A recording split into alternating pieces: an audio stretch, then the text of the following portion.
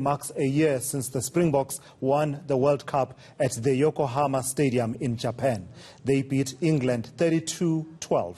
Tries by Magazole Mapimpi, Cheslin Colby, as well as Andre Pollard's goal kicking earned the Springboks their third Rugby World Cup victory. eNCA's Siphokazi Malinga is at Kings Park Stadium in Durban and joins me now. And Siphokazi, let's start with your reflections. It's one of those where were you when moments. Where were you when the Springboks lifted the Rugby World Cup trophy last year on this day? Hi to Lasizwe. So my crew and I were at the Globe where they were showing the game live, and it was packed. There was excitement in the air, green and gold jerseys everywhere, and of course South African flags flying high. So it was just a very exciting day, and of course the Springboks made us so happy. This is why we had to go down memory lane and actually remember what they did for us and the country as a whole. So right now I'm going to talk to Thomas du Toit, who wasn't initially called up for the squad, but was later called up to replace Trevor, who was injured. So I have him with me right now, and I'm just going to quickly talk to him about how he felt when he got that call up. Thomas, thank you for talking to me. So you weren't initially called up in the squad, but later on you were called to come replace Trevor. How did that moment feel for you? I mean, I think it's every athlete's dream to be playing for South Africa.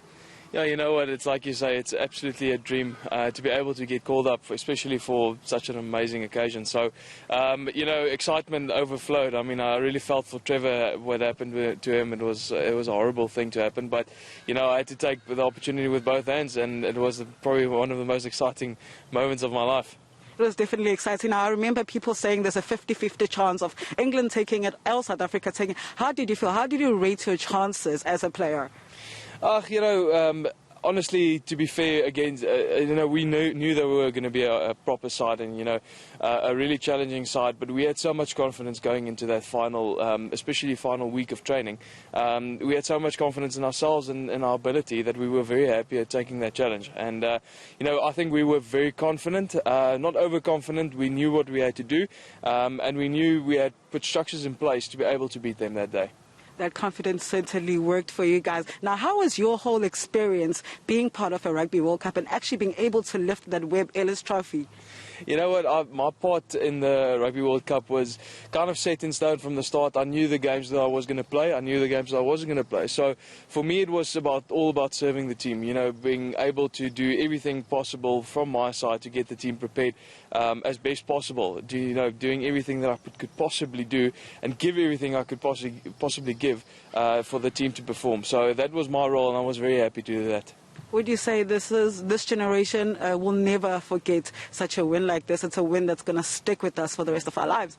Absolutely. You know, it's still a surreal feeling for me, so I don't think it'll be ever forgotten.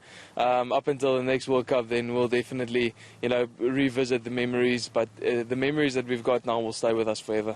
Now, COVID has really messed up a lot of games and you know, sports as a whole. How has it affected you mentally, you know?